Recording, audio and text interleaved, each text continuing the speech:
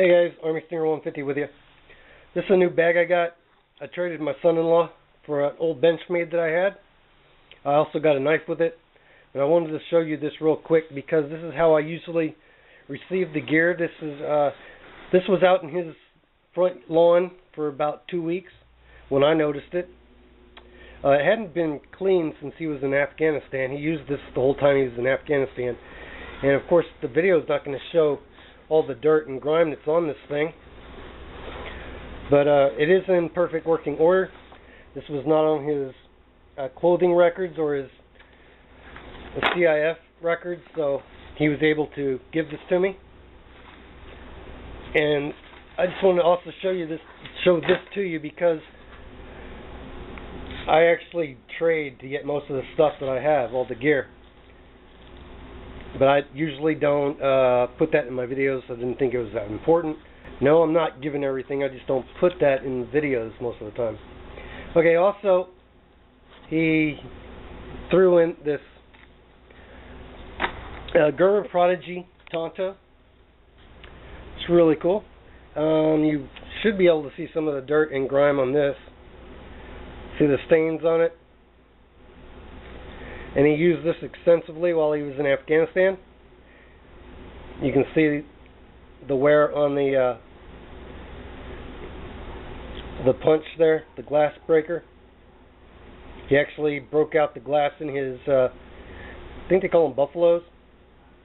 He's been hit by IEDs while he was in his buffalo vehicle several times. I've seen the videos and the pictures that he took. And I just wanted to show you really what condition most of the gear is that I get from my son-in-law and my brother-in-law. Now see this shiny stuff on this blade?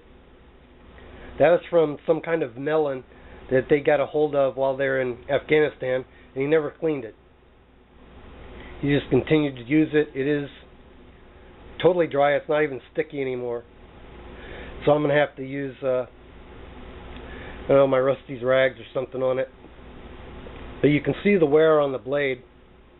And he used this to pry and cut 550 cord. I think he said he even cut his straps to his seat in his Buffalo to get out. And he said he just really abused this knife. And truly, this knife is in perfect working condition. This is a really nice little knife. And of course, I know a lot of you guys don't like Gerber, and a lot of you really don't like serrations on a knife. But I tell you what, in a military kind of scenario situation, serrations really come in handy, and I've always liked serrations.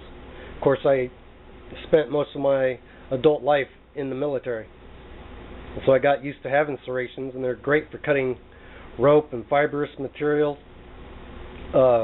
They cut material like fabric really well.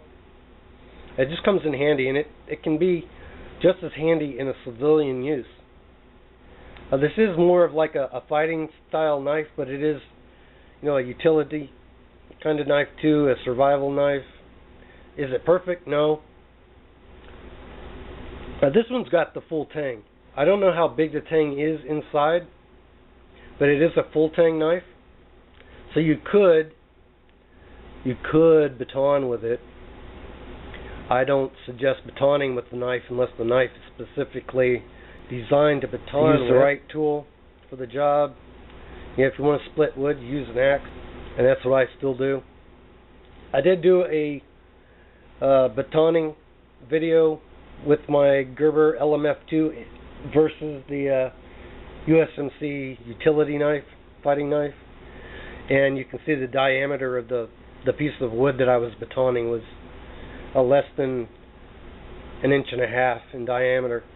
So I wouldn't suggest doing any more than that with a regular knife, especially one like the USMC fighting knife, which has a rat tail tang, and the Gerber LMF2, which has a 3/4 tang blade tang. This one has a full tang, so I don't know how large the tang is in here. But I suppose in a pinch you could use it to baton, but I don't suggest you do it. If you're going to baton wood and you live in a wet area where you would have to get to the dry wood inside, if your area is wet quite frequently, get a knife that's designed for that. But this is just a short video, I guess a rant too. Turned into a rant. But anyway, this is just a quick video to show you how this gear that I get, what kind of condition it's in when I receive it. Most of the time I have to wash it, scrub it down, and like the knife, I have to pretty it up. Because whatever this is on here, like I think he said it was a melon of some sort, and he just never cleaned it off. So once I clean this off, you can see it still has some of the dust from Afghanistan, like right here on the right here. It's well used, but it looks brand new, and he used it the whole year he was there. So that's how it has a little scratch right here. But yeah, this is how I usually receive the equipment. You know, I rarely get something that's brand new, although I have, and I do get some. But a lot of the equipment, uniforms, stuff like that, it's all used stuff. It's in very good condition, but still used. So just wanted to show you that, how this stuff looks before I clean it up and do my reviews and stuff. Alright guys, check you out later.